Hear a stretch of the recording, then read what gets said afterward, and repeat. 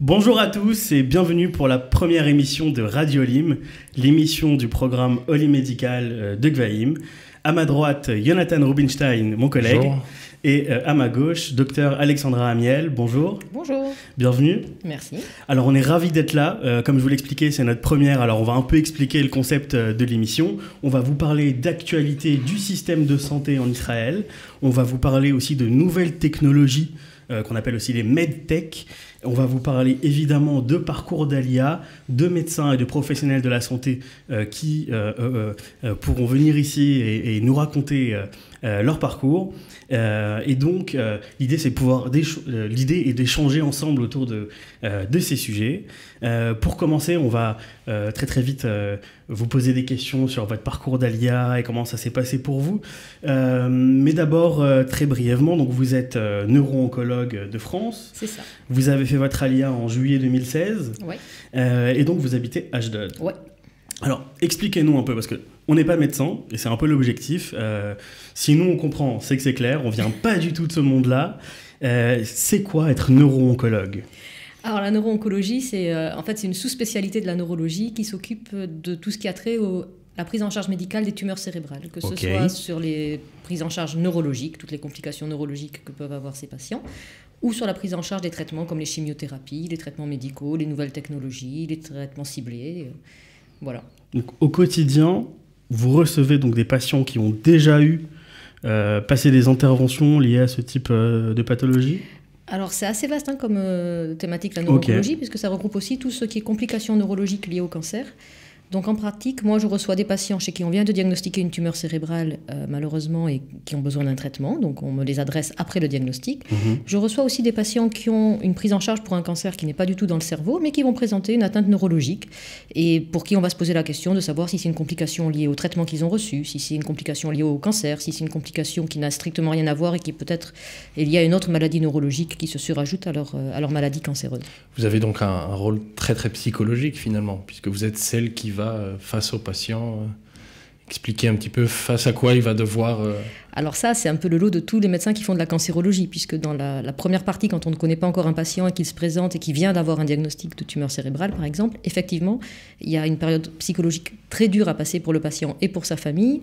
Et outre la prise en charge technique pure, qui est quel traitement on va lui donner, quel examen on va faire, quelle stratégie thérapeutique on va lui proposer, il y a effectivement une prise en charge psychologique qui est absolument nécessaire, qui fait partie d'une bonne prise en charge médicale aussi, et qu'on assume aussi, oui, bien sûr. En tout cas, c'est assez impressionnant, et à chaque fois qu'on a des explications un peu plus approfondies sur ce que vous faites au quotidien, nous, ça nous renforce dans notre activité.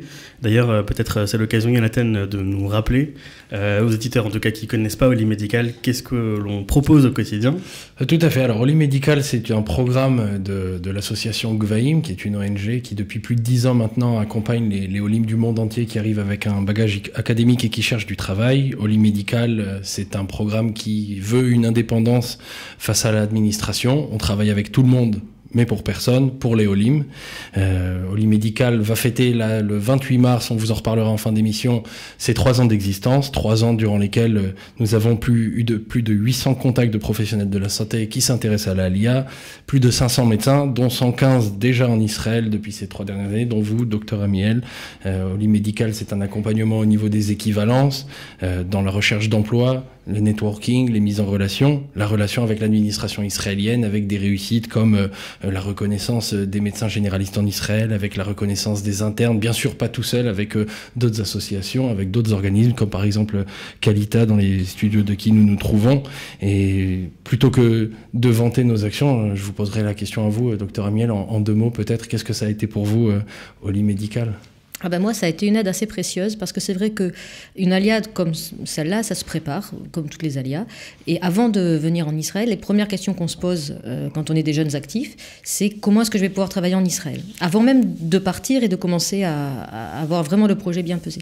Et donc moi, je me souviens que j'avais contacté Oren, si je ne me dis pas de bêtises, avant de partir depuis la France pour savoir, voilà, si moi je viens en Israël, est-ce que je pourrais travailler, dans quelles conditions, quel va être le parcours, qu'est-ce qu'on va me demander quels vont être les prérequis, et le fait d'avoir un interlocuteur à la base, en amont, qui permet de répondre à des questions pratiques à qui j'adresse le courrier, qui je contacte, comment je fais, ça rassure beaucoup et ça permet de préparer le terrain. Et moi, j'avais fait, par exemple, grâce à vos conseils, une demande de pré-reconnaissance de diplôme avant d'arriver. Ça ne se substitue pas à la reconnaissance qu'on fait en Israël, c'est juste qu'on leur envoie le dossier, il l'étudie, il dit voilà, si on avait ce dossier comme ça en conditions réelles, avec la Théoudat Zéhout, avec un Olé Radash qui est déjà en IRET, oui, on accepterait telle spécialité, non, on n'accepterait pas, ou on demanderait tel prérequis, ou il manque tel document. Et j'avais pu tout préparer en amont. Et ça a été un grand support. Et quand on arrive aussi, c'est un grand support parce que moi, en tant qu'Olé Radash, ce qui m'a le plus marqué quand je suis arrivée, c'est la bouffée d'angoisse qu'on ressent en se disant, voilà, ça y est, on a passé le pas, on a fait l'alia, on a vendu la maison, on est arrivé, très bien, on est content. Il y a une euphorie, mais en même temps, il y a une bouffée d'angoisse en disant, maintenant, je fais quoi ? Et comment je travaille, et comment je m'insère, et comment... En plus, moi, j'avais le problème de la langue que je ne parlais pas du tout.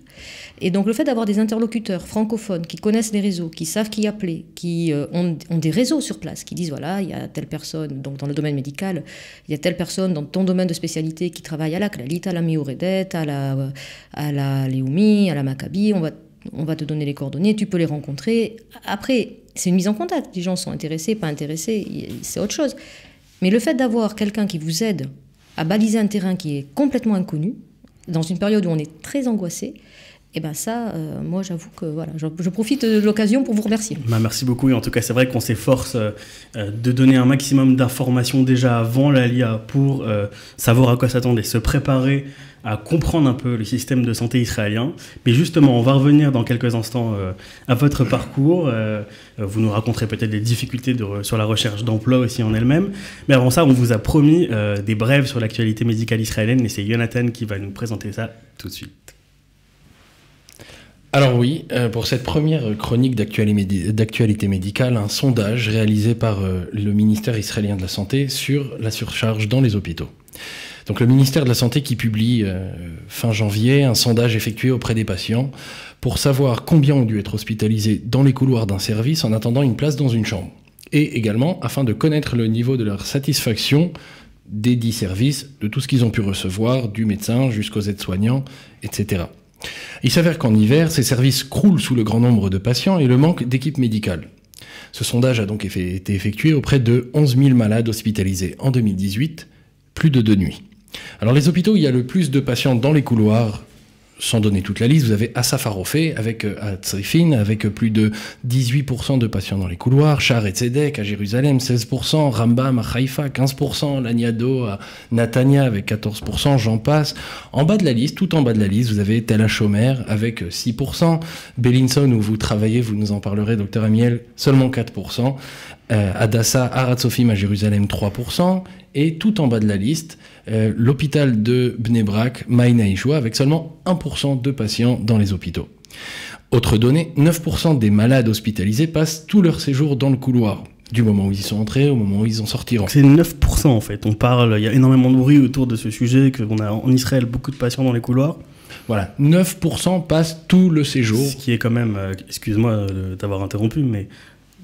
on n'aimerait pas faire partie de ces 9%, bien évidemment. Exactement, vous pourrez nous en parler tout de suite dans une réaction. C'est vous qui êtes sur le terrain. Alors ce qui est intéressant, c'est que quand on regarde les chiffres de la satisfaction des patients durant le séjour, je dirais entre guillemets, Asaf Harofé, qui était donc en haut de la liste du nombre de pourcentage de patients dans le couloir, c'est 74% de patients satisfaits. Et Hillel Yafé, qui est tout en bas de la liste, ou avec 8% de patients dans le couloir, qui ont 71% de patients satisfaits. Ce qui veut dire qu'a priori, il n'y aurait pas de lien direct entre le niveau de satisfaction du temps passé dans le couloir, entre le niveau de satisfaction et le temps passé dans le couloir. Mais ce qui est encore plus intéressant, c'est que ce sondage indique plusieurs données. La première, c'est que les hommes sont moins satisfaits que les femmes de leur séjour en milieu hospitalier, que les populations arabes en Israël sont plus satisfaites que la population globale, que les russophones sont plus satisfaits que les hébraïsants, que les malades chroniques sont moins satisfaits que ceux qui sont en général en bonne santé, que ceux qui ont un niveau bac, niveau bac et plus bas sont plus satisfaits que ceux qui disposent d'un bagage académique, que les 18-35 ans sont moins satisfaits que les 35 et plus, et que ceux qui ont pu choisir leur hôpital et la date de leur hospitalisation étaient plus satisfaits que ceux qui n'ont pas eu le choix. Logique. J'ai pas pu m'empêcher de penser, au vu de ces analyses avec une pointe d'humour, voire même de cynisme, qu'on pourrait avancer que les populations qui n'ont pas trop l'habitude de râler sont celles qui sont les plus satisfaites. Vous aurais-je donné le pourcentage des francophones sondés? Non, passons rapidement. Au final, je m'avancerai peut-être sur le fait que ceux qui ne sont pas malades et pas hospitalisés sont les plus satisfaits. Enfin, docteur Amiel, il faut que vous aussi, vous puissiez avoir Parnassa. Le problème de ce sondage, eh bien, c'est qu'il a été fait entre le mois de mai et le mois d'août, quand il y a moins de malades et que les services sont un petit peu moins surchargés. D'ailleurs, à ce propos, le président de l'Union de la médecine interne, le professeur Avishai Ellis, a dit que c'est une manipulation des chiffres et des faits. En le citant, nous, médecins des services internes, sommes submergés avant de grandes difficultés à octroyer des soins, de par la pression totale dans nos services, mais surtout à donner des explications à nos patients qui, au final, bien, dorment dans les couloirs. En tout cas, ça n'a pas empêché la direction d'Hadassah à Jérusalem de stopper le processus de recrutement d'internes et de spécialistes stars qui devait commencer en début du mois de février, de par le besoin de, je cite, renflouer les caisses de l'hôpital. Après 2 jours de grève, autorisés par le tribunal, Hadassah est revenu à son format normal de surcharge, bien sûr, on est en hiver. Et pourquoi? Parce que la direction a accepté de réengager les internes au préalable engagés. Bien sûr, les internes, c'est de la chair à canon. Rappelons que ce grand nombre de patients dans les couloirs est un facteur de propagation d'infection, ainsi que le dicton populaire le dit. En Israël, tu sors de l'hôpital encore plus malade que tu n'y es entré. Oula. Les pessimistes de rajouter toujours avec humour, si tu en sors. Alors pour y parer, vous avez peut-être suivi ça à la radio ou à la télé, le ministère de la Santé a lancé une grande campagne afin d'inciter tout le personnel soignant et aide-soignant à bien se laver les mains après chaque visite médicale. S'il faut le leur rappeler, mes amis, c'est qu'on est entre de bonnes mains. Bon, disons qu'on est en période préélectorale et les chiffres sont utilisés par de nombreuses personnes à des fins donc de faire avancer un agenda particulier. On a la chance d'avoir avec nous Dr Amiel qui donc travaillait à Bellinson, l'hôpital qui, on va le dire, appartient à la Clalit.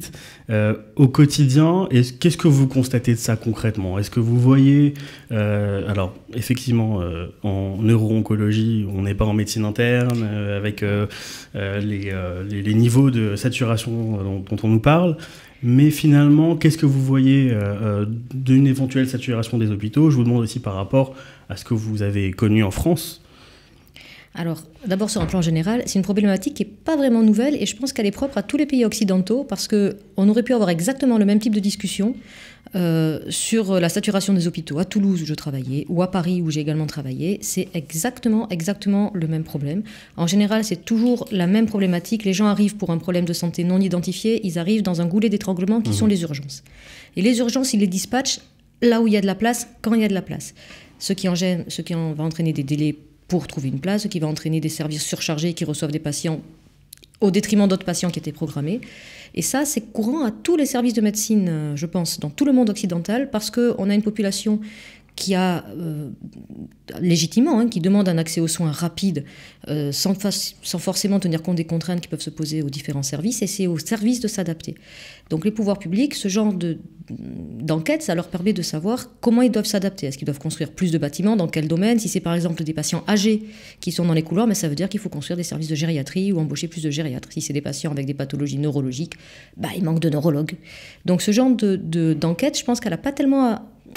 L'objectif, c'est pas tellement de dire au public, ça peut être utilisé à visée électorale, mais c'est surtout pour après essayer de réadapter les budgets en fonction des besoins. Et moi, ce que je constate en Israël, c'est à peu près la même chose qu'il y avait en France, c'est que les plus grandes difficultés, c'est aux urgences. Le temps d'attente de nos patients aux urgences, c'est compliqué. Dès qu'un patient est dans une filière, c'est un patient qui est connu d'un service, qui est suivi régulièrement dans un service, il ne va plus passer par les urgences, il va passer par l'hôpital de jour, il va passer par la consultation du médecin qui le connaît, ça va se gérer par téléphone ou avec l'aide du médecin de famille, ça va être différent. Donc moi, ce n'est pas une problématique qui se pose pour moi au quotidien, mais que je vois autour de moi pour d'autres patients dans d'autres filières, notamment effectivement les services de médecine interne. Mais c'est pas propre à Israël. Est-ce que dans la relation patient-personnel-soignant, vous notez des différences notoires avec la façon dont la médecine est exercée en France, dans les hôpitaux en France? Alors la médecine, c'est le même niveau de qualité, au niveau académique, au niveau recherche, au niveau accès aux soins, au niveau relationnel. Alors ce qui est différent, c'est qu'on a affaire à un brassage de population ici auquel on a moins l'habitude en France. Ça veut dire qu'on a effectivement, comme vous le disiez tout à l'heure dans l'enquête, il y a des populations russophones qui ne vont pas avoir la même approche de la maladie, la relation médecin-malade, qu'un patient qui est d'origine arabe ou d'un patient qui est d'origine francophone ou d'un américain. Et donc en fait, tout ça fait qu'il y a une espèce d'adaptation à faire qui est un peu... dont j'avais moins l'habitude en France, mais qui est assez intéressante parce que ça fait une diversité dans la prise en charge qui est assez marquante et qui se voit aussi au niveau des médecins, puisque de la même manière qu'il y a des patients russophones, qu'il y a des patients arabophones, il y a des médecins russophones, il y a des médecins d'origine anglo-saxonne qui n'ont pas la même approche, les médecins anglo-saxons ne vont pas avoir une approche très latine du patient. Ils vont peut-être plaisanter de façon différente ou avoir un relationnel moins méditerranéen, on va dire. Donc, probablement aussi déjà une approche francophone qui doit être aussi appréciée, j'imagine. Alors l'approche francophone, c'est encore autre chose, ça c'est le niveau de la langue qui pose problème. Parce que les patients, même quand ils savent bien parler l'hébreu, à partir du moment où on touche au domaine de la santé, d'abord c'est un vocabulaire particulier qu'ils ne maîtrisent pas forcément en hébreu. Et deuxièmement, ça peut être angoissant quand même. Et quand on est angoissé, on a envie de pouvoir bien saisir la nuance, de pouvoir saisir exactement ce que va dire l'équipe médicale en face, etc. Donc avoir un médecin ou une équipe qui parle sa langue. Moi, je sais que dans l'hôpital où je travaille, par exemple, je suis souvent amenée à voir des patients qui ne sont pas du tout de mon domaine d'activité, mais qui sont francophones, et qu'un collègue va me demander de venir voir, pas du tout sur un plan médical, mais pour lui réexpliquer en français ce que lui veut lui faire passer comme message en hébreu sur des pathologies qui ne sont pas forcément les miennes. Mais du coup, à propos langue, vous nous tendez la perche, sachant que vous avez une spécialité d'interface, vous êtes en contact avec de nombreux types de médecins de spécialités différentes. Comment est-ce que vous avez pu, j'imagine que c'est une adaptation qui se fait au quotidien, qui continue encore. Racontez-nous un peu ce point-là de votre intégration. Alors ça, moi je dirais, c'est le point le plus compliqué à gérer et celui qu'il faut le plus préparer, sur lequel il faut mettre le plus d'efforts. Parce que pour des médecins francophones qui veulent venir s'installer en Israël, ils vont avoir le même niveau de médecine, ils vont avoir les mêmes équipements, ils vont avoir les mêmes traitements et ils vont avoir les mêmes structures de soins. Il y a des équipes pluridisciplinaires en France, il y en a en Israël, il y a des infirmiers référents en France, il y en a en Israël. On se retrouve exactement dans la même situation. Par contre, la langue, ça c'est un gros obstacle. Parce que c'est une chose d'apprendre à parler dans un ulpan, de se débrouiller dans un magasin ou en face de l'institutrice de ses enfants, et une autre chose de se retrouver dans une réunion pluridisciplinaire de professionnels où tout le monde parle en même temps, certains en plaisantant, d'autres sérieusement, ça va vite, ça part par abréviation.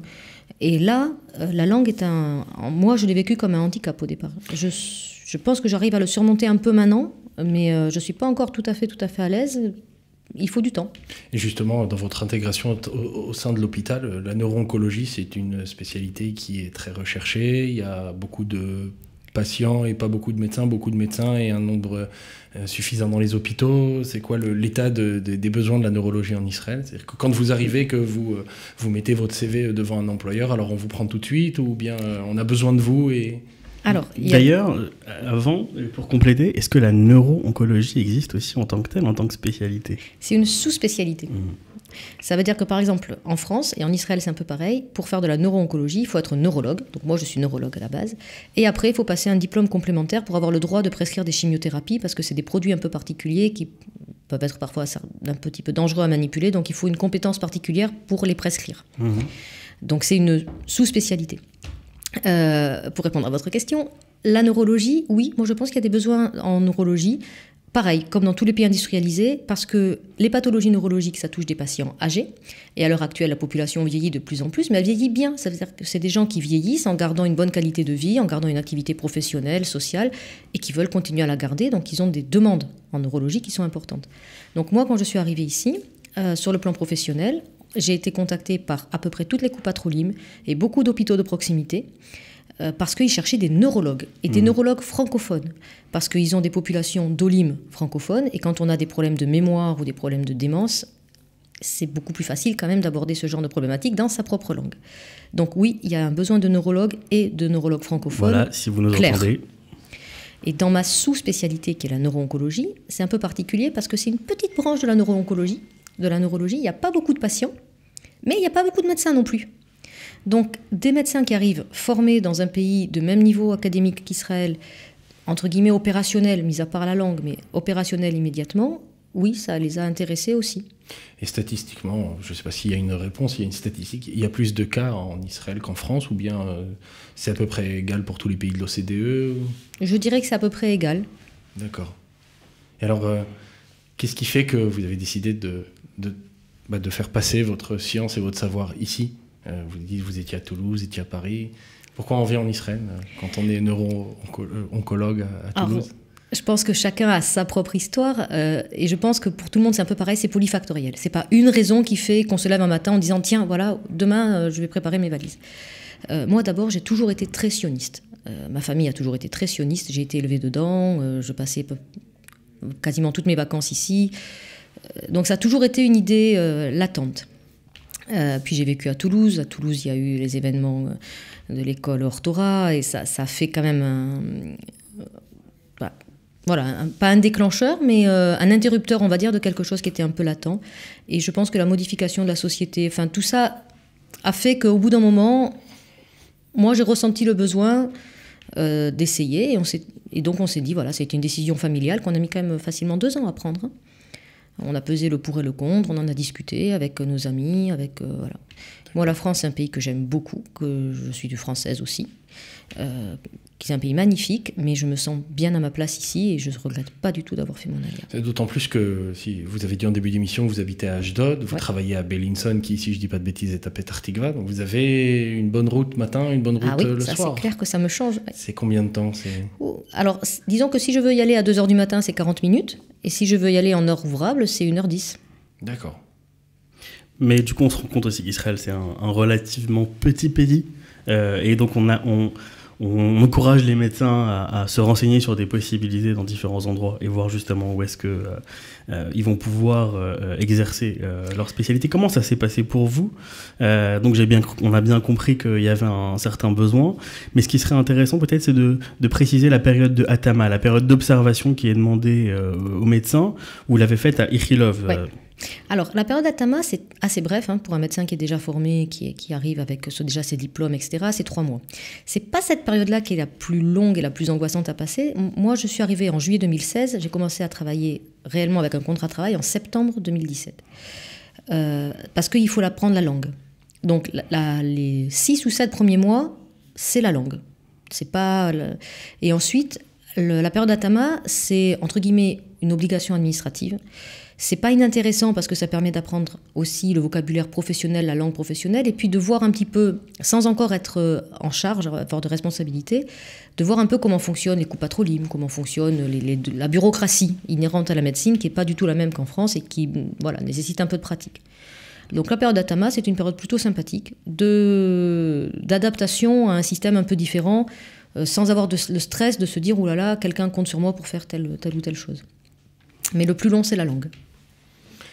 Je veux revenir peut-être à votre spécialité. C'est quelque chose qui nous touche beaucoup. Et la neuro-oncologie, le cancer, je ne sais pas si c'est parce que c'est plus diagnostiqué qu'il y a des années, mais enfin, on va dire que c'est la maladie des dernières décennies. Encore une fois, c'est vous qui pourrez me dire si c'est juste ou pas. Il y a un moyen d'éviter le cancer. Il y a des comportements, il y a des attitudes, il y a des régimes où...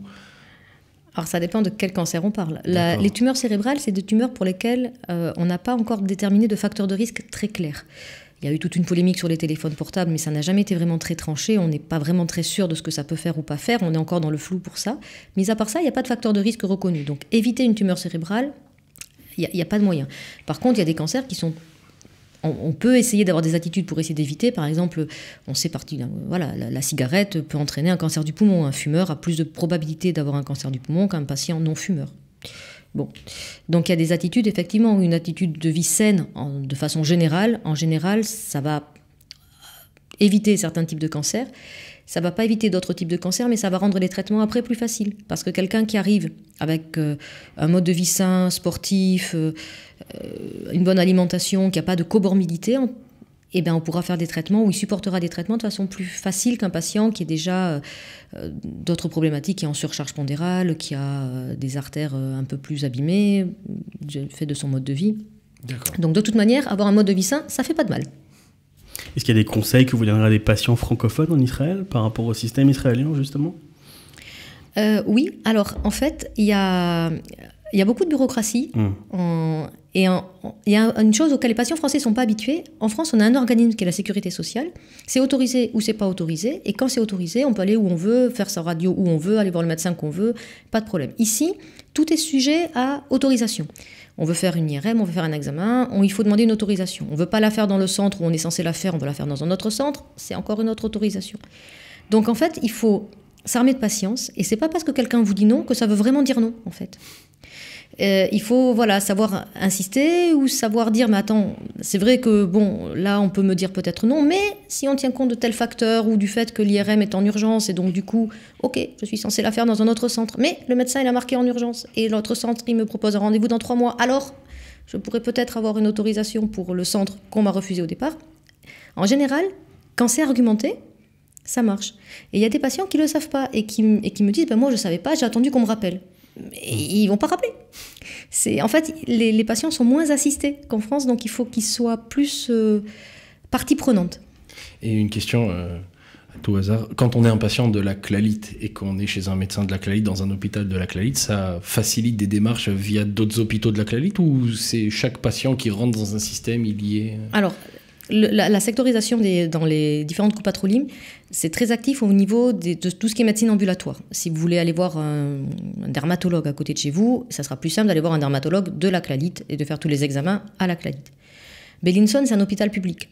Donc en fait, Bellinson, il est étiqueté Clalite, il est géré par la Clalite, mais on accueille des patients n'importe quelle coupe Patrolime. De même que l'hôpital Asuta à Ashdod, qui est plutôt référencé avec Maccabi, va accueillir n'importe quel patient. Quelqu'un qui est à la Clalite, il aura peut-être un formulaire plus facile à obtenir parce que le secrétariat de la Clalite, il est dans l'hôpital. Comme quelqu'un qui doit faire une IRM à Asuta Ashdod, s'il a Maccabi, ce sera plus facile. Mais ça ne veut pas dire que quelqu'un qui n'est pas de la Clalite ou qui n'est pas de Maccabi à Ashdod ne peut pas faire ses examens.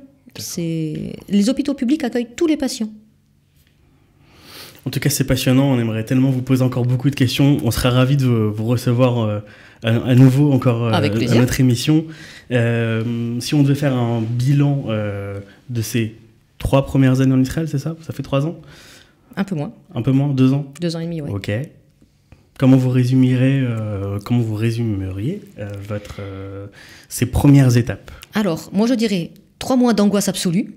Pas dépression, mais pas loin. 3 mois vraiment d'angoisse. Vraiment.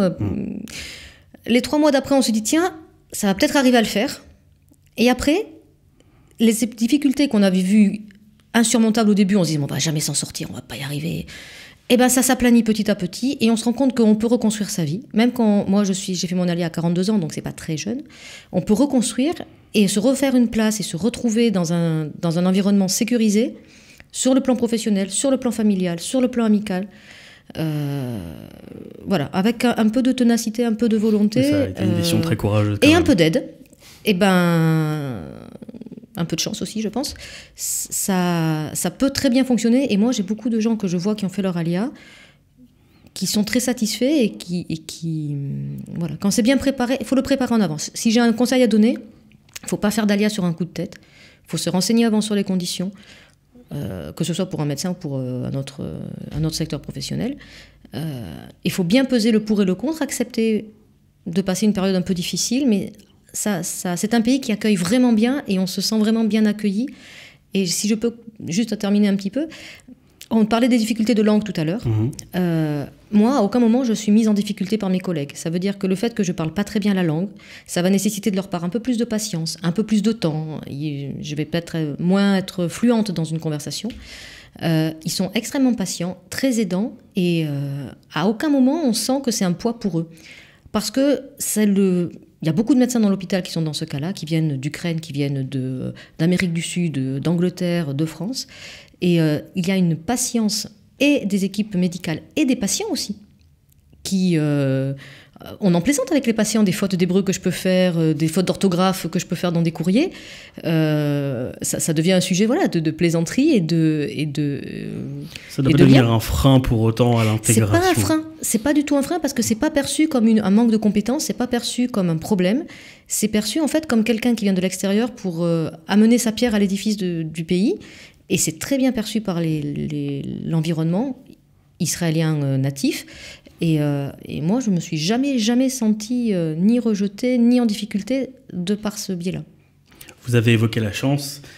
C'est vrai qu'on dit régulièrement que c'est un marché qui est très dynamique. Et ce qui est vrai aujourd'hui en termes de besoins, n'est pas forcément vrai demain. Il faut tout le temps rester aussi au goût du jour des hôpitaux qui recherchent des places disponibles.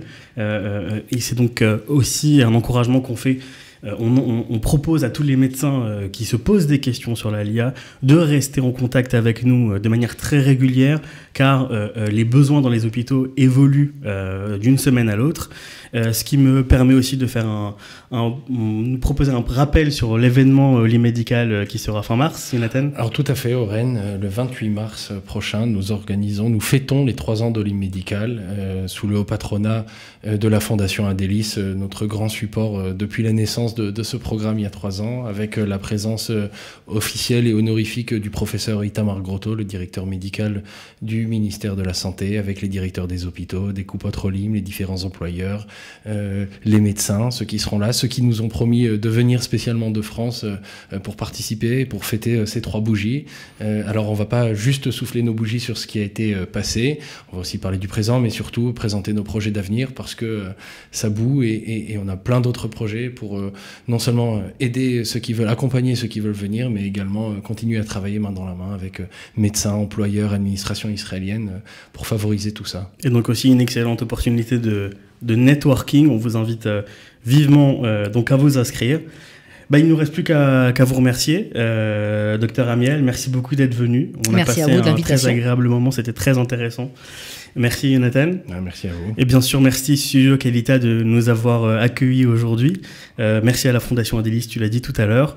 On est ravis d'être là et à la prochaine. Merci beaucoup.